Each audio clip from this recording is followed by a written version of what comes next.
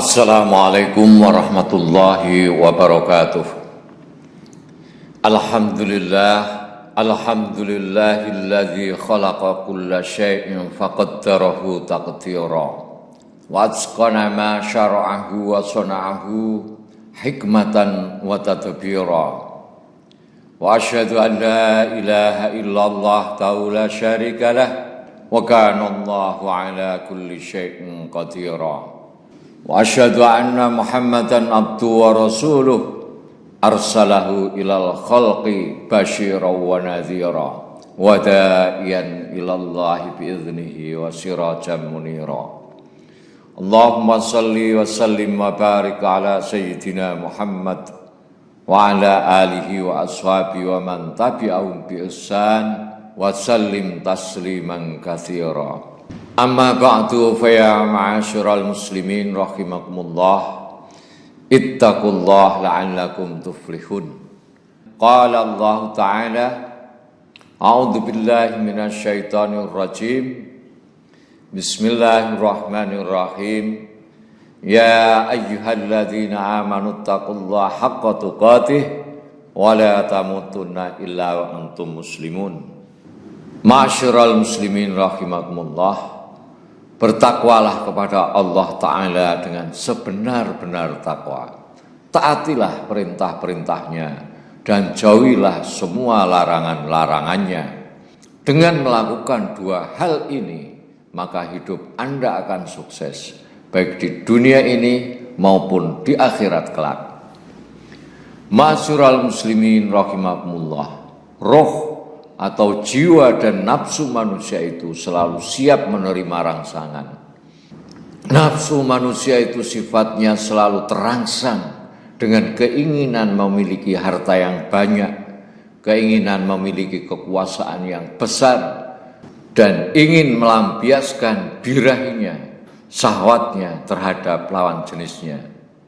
Sifat nafsu manusia itu selalu merasa kurang, tidak pernah puas dengan harta kekayaan yang dimilikinya. Dia terus ingin memiliki, bahkan seandainya seluruh dunia telah dia miliki, niscaya belum cukup. Dia akan terus mencari lebih dari yang telah mereka dapat sebelumnya.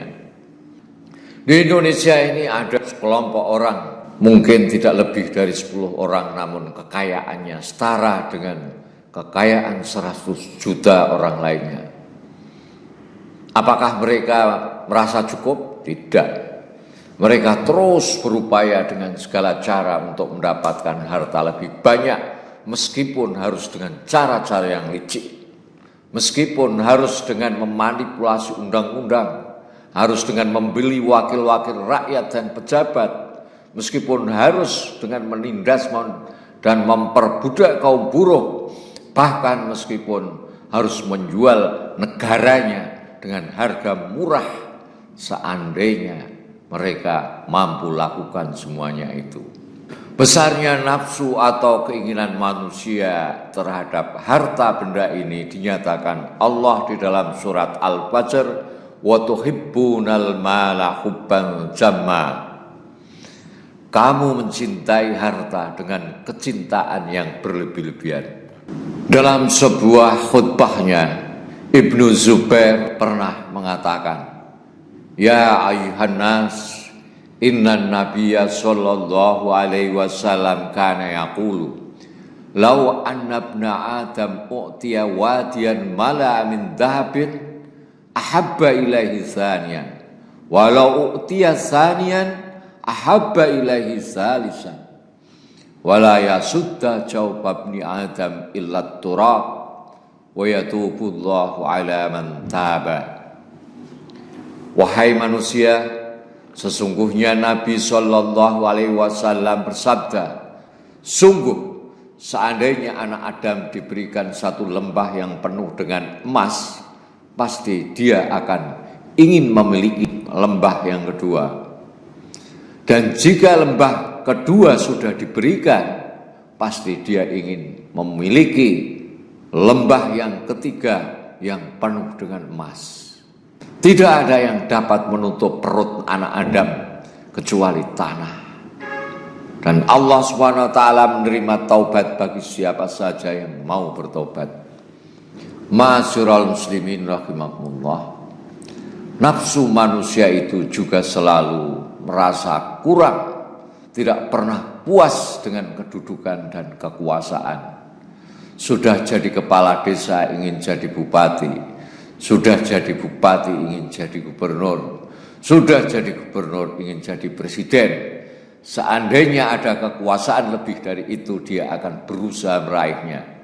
Setelah menjadi presiden, nafsunya ingin menjadi presiden seumur hidup. Kemudian mewariskan kekuasaannya itu kepada anak cucunya atau kelompoknya. Itulah nafsu manusia terhadap kekuasaan. Mereka tidak pernah tahu diri bahwa ilmunya tidak memadai, kerjanya tidak sesuai target. Mereka tidak malu memamerkan keserakahannya secara telanjang, tidak pernah malu berbohong, tidak malu membuat argumen akal bulusnya yang super licik demi kekuasaan. Mereka beli orang-orang pandai yang sudi memelacurkan ilmunya. Mereka beli juga ulama-ulama dunia dengan harga murah. Yang penting mendapat kekuasaan. Walaupun harus mengubah undang-undang, mereka akan lakukan. Itu semua akan mereka lakukan seandainya mereka mampu. Cerita dua tipe manusia seperti ini sebenarnya telah memenuhi lembaran-lembaran sejarah setiap bangsa. Sayang manusia sering selalu terlambat mengambil pelajaran. Baru menyadari kesalahannya memiliki pemimpin ketika harus membayar dengan harga yang mahal. Ma'asyiral muslimin rahimakumullah. Demikian pula dengan masalah nafsu seksual. Tak seorang pun laki-laki secara alamiah puas dengan kecantikan dan pelayanan seksual seorang wanita. Tidak diragukan lagi bahwa fenomena banyaknya pejabat, orang-orang tertentu yang punya wanita-wanita simpanan. Banyaknya orang-orang berzina dengan cara suka sama suka atau berbentuk pelacuran, menandakan bahwa nafsu laki-laki tidak puas hanya dengan satu wanita. Ma'asyiral muslimin rahimakumullah. Ajaran Islam datang antara lain bertujuan untuk membatasi keserakahan terhadap harta benda, terhadap kekuasaan, dan membatasi nafsu liar yang dapat menghancurkan umat manusia. Kalau laki-laki dan wanita tidak ada pembatasan dan keduanya dibiarkan dalam pergaulan bebas tak terbatas, maka hubungan antara pria dan wanita niscaya akan liar seperti binatang. Maka peningkatan serta tuntutan gairah dan rangsangan seksual menjadi tak terpadamkan. Kalau dibiarkan, kalau tidak ada pembatasan antara laki-laki dan perempuan, maka peningkatan serta tuntutan gairah dan rangsangan seksual menjadi tak terpadamkan dan tak akan pernah terpuaskan. Naluri seksual manusia itu sangat hebat. Naluri itu mengakar begitu dalam.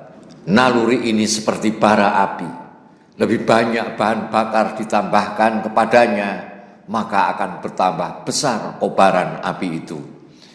Cerita raja-raja Jawa yang punya banyak gunting, cerita tentang Kisra, Kaisar, dan raja-raja Arab yang punya banyak harem menandakan betapa naluri seksual tak terpadamkan dan tak akan pernah terpuaskan.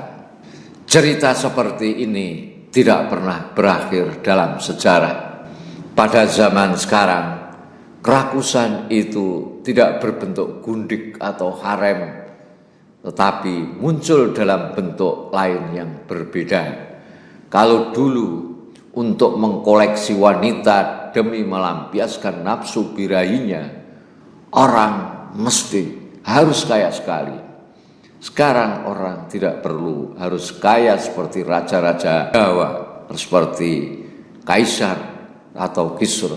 Di zaman sekarang, dengan berkah budaya kontemporer adalah memungkinkan bagi seorang pria yang hanya mempunyai gaji 4 juta atau dengan membayar 200 sampai 300 ribu dapat memuaskan nafsu seksnya dengan berbagai model wanita-wanita pelacur. Jadi sekarang seseorang tidak perlu mempunyai kekayaan dan kesempatan yang luar biasa seperti Brawijaya, Raja-Raja Mataram, atau seperti Harun al-Rashid, Kaisar-Kaisar, Raja-Raja Arab untuk mengeksploitasi wanita. Ma'asyiral muslimin rahimakumullah. Dalam situasi seperti ini di mana sistem ekonomi telah berubah menjadi sistem kapitalistik, sistem politiknya menjadi liberal, liar, dan dikangkangi cukong-cukong, sedangkan dalam hubungan pria dan wanita telah begitu bebas, maka sungguh berat sebagai kaum laki-laki yang beriman, yang mendapatkan amanah dari Allah untuk melindungi keluarga kita dari jebakan-jebakan dosa yang penuh kenikmatan sesaat ini, dari nafsu-nafsu yang tidak terkendali. Oleh karena itu, mari kita jaga dengan benar-benar keluarga kita. Jangan sampai keluarga ini terjerumus ke dalam neraka. Caranya bagaimana? Caranya yaitu dengan menanamkan akidah yang kuat, membina akhlak mereka, dan meningkatkan kualitas maupun kuantitas ibadah kita dan keluarga kita. Demikianlah khutbah yang dapat kami sampaikan.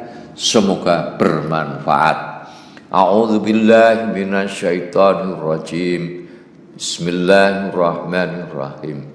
Wa ma arsalnaka illa kaffatan lin-nasi basyiran wa nadhira walakinna aktsaran nasi la ya'lamun.